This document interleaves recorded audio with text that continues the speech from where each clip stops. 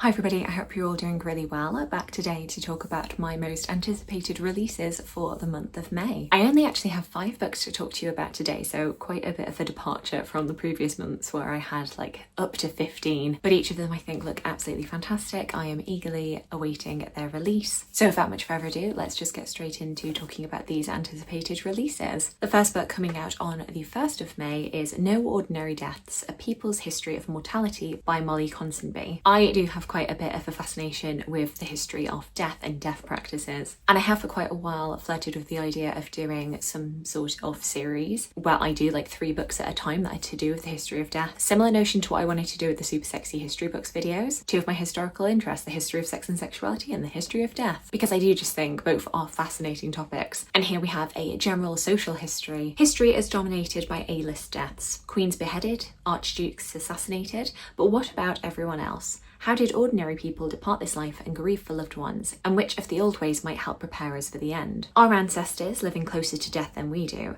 had a more intimate and integrated relationship with death as a familiar presence in daily life. From the death watches of the Middle Ages to the pomp of Victorian funeral wear, by way of plague pits, grave robberies and wakes, historian and bereavement counsellor Molly Ponsonby explores how cycles of dying, death and disposal have shaped and been shaped by society. She examines through the prism of past deaths, their interweaving with our beliefs and politics, our most fervent hopes and deepest fears, and ultimately what it means to die well. I really love this idea of taking the spotlight off of the most prominent people in society and looking at the history of death through the ordinary people. Also coming out on the 1st of May is So Very Small, How Humans Discovered Germs, Uncovered Infectious Diseases, and Deluded Themselves That We Had Conquered Them by Thomas Levinson, which I think very much does what it says on the tin. It is a history of bacteria, our discovery of bacteria and germs, scientific advancements that were made in order to use our knowledge of bacteria and germs to our advantage and make life just much more livable. In 1665, an infectious disease swept through the British capital and claimed the lives of tens of thousands of people. It would take another 200 years for the cause of the Great Plague of London to be confirmed, a powerful bacterium called Yersinia pestis. In those centuries, our understanding of diseases was transformed. In So Very Small, Thomas Levinson reveals how human hubris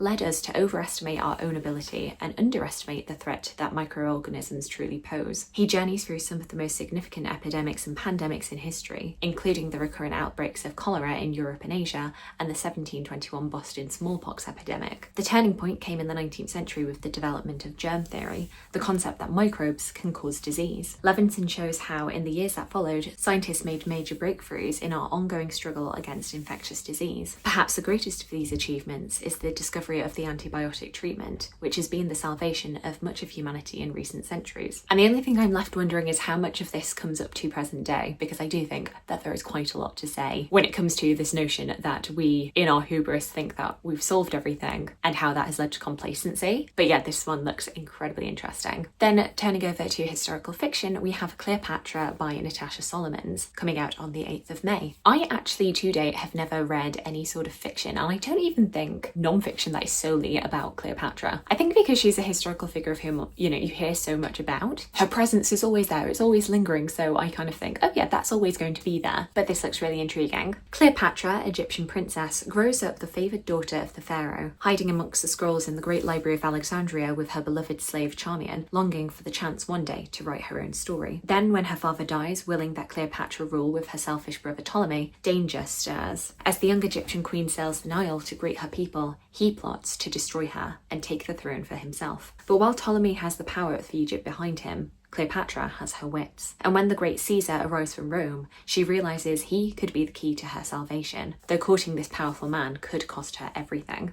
I'm not really getting a sense of what makes this particular historical fiction depiction of Cleopatra different to others, but I'm very much looking forward to seeing any discussion about this and potentially dipping my toes in, though if you do have any recommendations on fiction or non-fiction about Cleopatra that you think I should go to first, I am definitely eager to hear it. A historical fiction that I don't need to have any qualms about jumping in headfirst to is The Cardinal, The Secret Life of Thomas Wolsey by Alison Weir, coming out on the 22nd of May. This is the next in Alison Weir's historical fiction depictions of the Tudor court. We have gone through all 6 of the wives of Henry VIII. We have looked at Henry VIII's mother, Elizabeth of York. We've looked at both of his daughters, Elizabeth and Mary. Alison Weir has done her own depiction on the man himself, and now we are turning away from the royals over to the men who advised him. I think potentially because my head has been so stuck in Wolf Hall, and because I did a whole module at uni on on Thomas More, I've often neglected Thomas Wolsey, and also probably because the 1530s are the period of Henry VIII's life that I am the most fascinated by. That some of those early years that are much more dominated by Wolsey, I do tend to neglect. So I'm definitely keen to have a look at Alison Weir's portrayal of Wolsey and see the Tudor court through his eyes. It begins with young Tom Wolsey, the bright and brilliant son of a Suffolk tradesman, sent to study at Oxford at just 11 years old. It ends with a disgraced cardinal,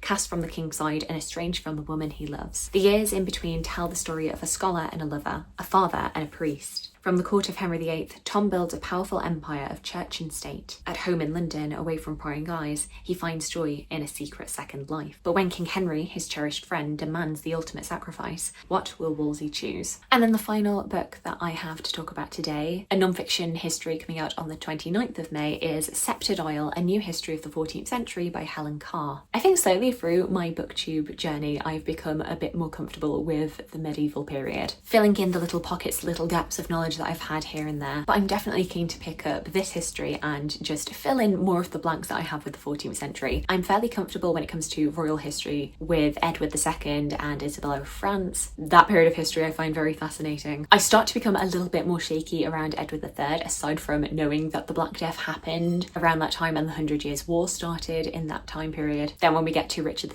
II, you know, I know the Peasants' Revolt happened. I know that ultimately he was overthrown and usurped by Henry IV, but there are a lot of parts of his reign that are a little bit fuzzy for me. And so I'm very much looking forward to reading this that brings all of that history together. The death of Edward I in 1307 marked the beginning of a period of immense turmoil and change in England. The 14th century ushered in the beginning of the bloody 100 Years' War with France, an epic conflict with Scotland that would last into the 16th century, famine in Northern Europe, and the largest human catastrophe in known history, the Black Death. Through the epic drama of regicide, war, the prolonged sceptre of bubonic plague, religious antagonism, revolt, and the end of a royal dynasty, this book tells the story of the 14th century via the lives of Edward II, Edward III, and Richard II. Three very different monarchs, each with their own egos and ambitions, each with their own ideas about England and what it meant to wield power. Alongside the lives of the last Plantagenets, it also covers lesser-known voices and untold stories to give a new portrait of a fractured monarchy, the birth of the struggle between Europeanism and nationalism,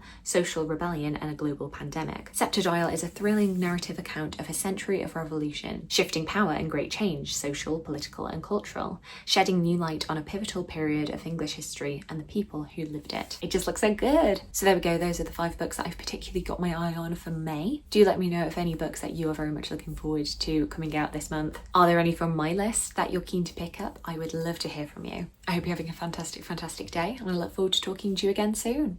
Thanks. Bye.